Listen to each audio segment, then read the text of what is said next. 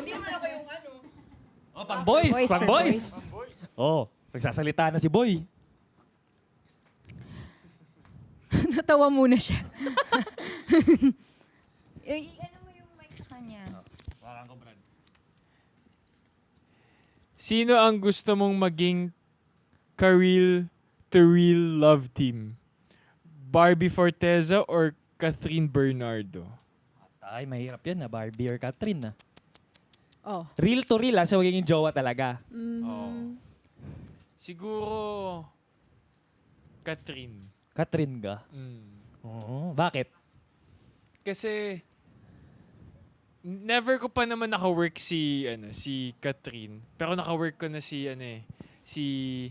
Barbie eh. Medyo ate Barbie nga yung tawag ko sa kanya.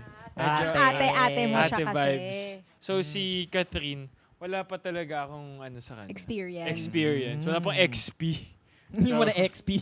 So, yun lang yung sagot ko. Okay, Sean. Oh, ikaw naman, Sean.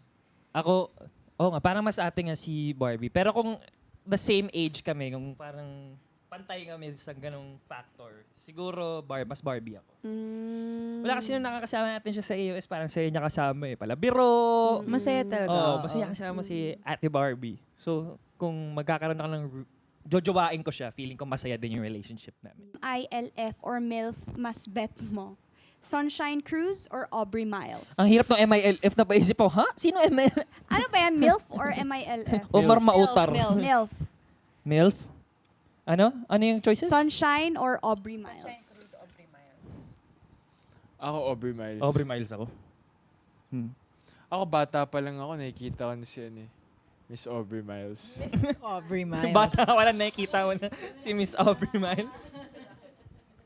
Alam mo, nag-meet kami ni Miss Aubrey na di namin alam kami ni Michael. Tapos, nasa gym kami. Tapos may babae na may nag-workout lang dun sa gilid na babae. Tapos pumasok kami. Tapos sabi sa amin, oh, magkapatid ba kayo? Sabi, hindi po. Magkapatid po kami pero magkaiba lang nanay tsaka tatay. Ganun lang. Tawa lang siya, ganun. Tapos sabi namin, anong chicks yun, ano? Maganda yun, Tapos maya nung pumunta kami ng GMA, namin niya, gago si Aubrey Miles pala yun.